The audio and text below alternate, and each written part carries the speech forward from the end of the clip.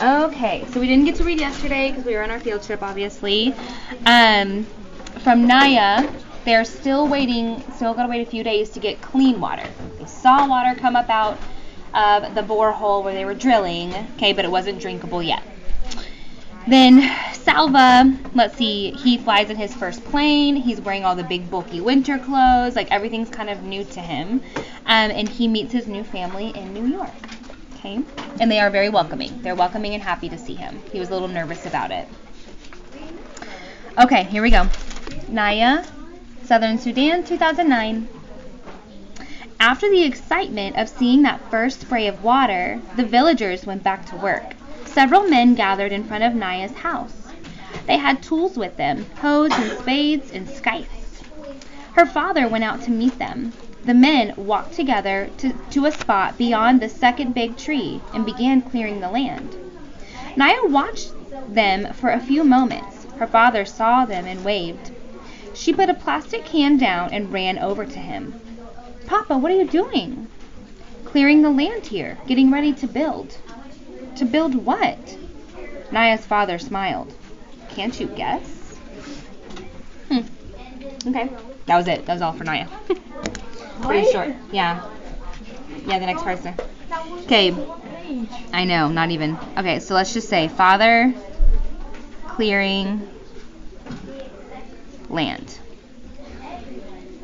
And she's like, "What are you doing?" So I put a question mark. Because they went back to work. They see the water, and then everyone just keeps going back to work. All right. Let's see. Now, our Salva, let's see, it's 1996 to 2003. Okay. 1996 to 2003. Okay. Rochester, New York. So now our only setting is in New York. Okay, no planes, no Sudan, none of it. Okay. All right. Salva had been in Rochester for nearly a month and still had not seen a single dirt road. Unlike Southern Sudan, it seemed that here in America every road was paved. At times the cars whizzed by so fast he was amazed that anyone on foot could cross safely. His new father, Chris, told him that dirt roads did exist out in the countryside, but there were none in Salva's new neighborhood. All the buildings had electricity. There were white people everywhere. Snow fell from the sky for hours at a time and then stayed on the ground for days. Sometimes it would start to melt during the day, but before it all disappeared, more snow would fall. Salva's new mother, Louise, told him that it would probably be April, 3 more months before the snow went away completely. So that's not a climate that we're used to either. He's also having a culture shock. I know some of you were like, "Oh, there's white people everywhere." That's a culture shock to him, because in Sudan, that's not what he sees often. Okay. The first several weeks of Salva's new life were so bewildering. That's the good word right there, like shocking, that he was grateful for his studies. His lessons, especially English, gave him something to concentrate on, a way to block out the confusion for an hour or two at a time. His new family helped too. All of them were kind to him, patiently explaining the millions of things he had to learn. It had taken 4 days for Salva to travel from the Ifo refugee camp to his new home in New York. There were times when he could hardly believe that he was still on the same planet. So see, that is seriously how shocked he is by everything around him. Like, it's so, like, foreign and unfamiliar to him. Okay, here's some stars at the top, which means, like, some time passed. Okay. It says, now that Salva was learning more than a few simple words, he found the English language quite confusing. Like the letters O-U-G-H, rough, though, fought, through, bow. This is word study right here. The same letters were pronounced so many different ways. Okay, that's why we do word study. And it's very confusing. And that is why the English language is very hard for people to learn. Because it's like you're telling me O-U-G-H, but it says and O and ah and oo and bow. Like, it's very hard. I think you read the explanation for it wrong. Okay. Or, how would a word... No, you don't correct me. Or how would a word be changed when depending on the sentence? You said chickens when you meant the living birds that walked and squawked and laid eggs, but it was chicken with no S when it was on your plate ready to be eaten. We're having chicken for dinner. That was correct, even if you had cooked 100 chickens. So now he's trying to understand like singular and plural. Sometimes he wondered if he would ever be able to speak and read English well. But slowly, with hours of hard work over the months and years, his English improved. Remembering Michael, Salva also joined a volleyball team. It was fun playing volleyball just as it had been in the camp. Setting and spiking the ball were the same in any language. So sports was a little easier. Salva had been in Rochester for more than 6 years now. Okay, so he's like 28, 29 probably. He was going to college and had decided to study business. He had a vague idea that he would like to return to Sudan someday to help the people who lived there. Sometimes that seemed like an impossible notion. In his homeland, there was so much war and destruction, poverty, disease, and starvation. So many problems that had not been solved by governments or rich people or big aid organizations. What could he possibly do to help? Focus on the story right here. Salva thought about this question a lot, but no answer came to him. One evening at the end of a long day of study, Salva sat down at the family computer and opened his email. He was surprised to see a message from a cousin of his, someone he barely knew. The cousin was working for a relief agency in Zimbabwe. Salva clicked open the message. His eyes read the words, but at first his brain could not comprehend them.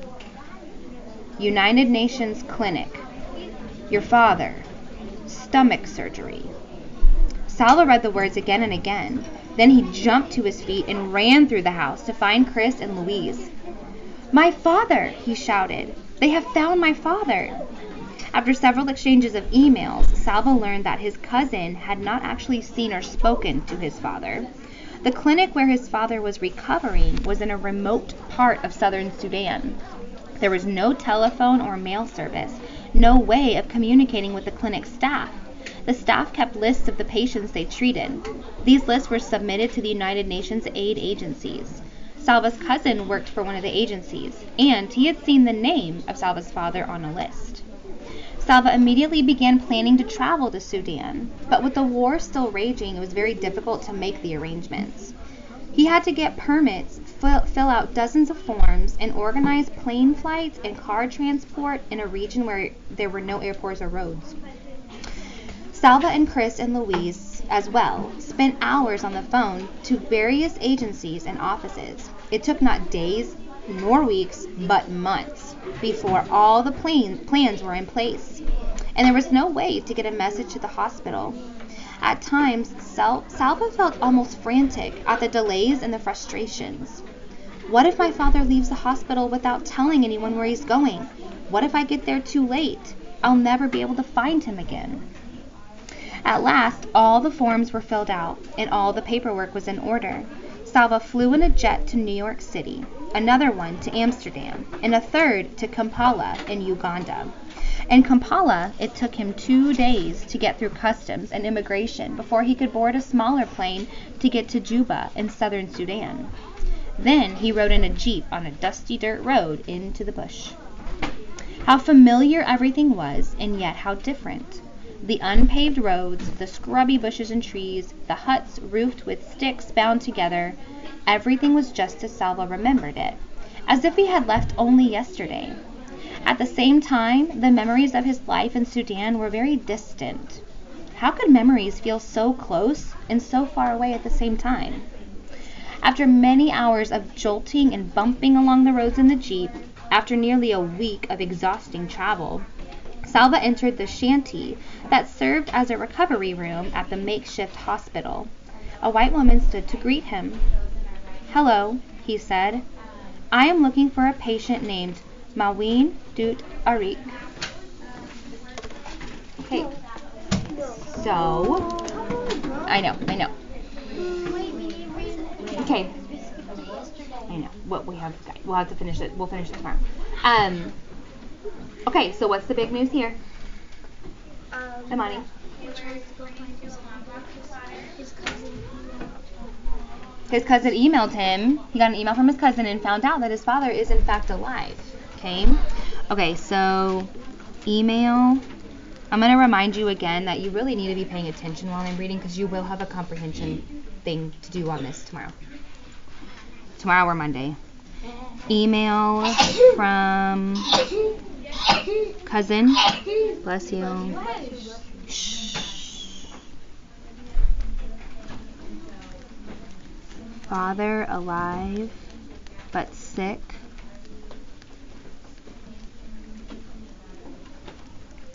Travels to Sudan. Okay.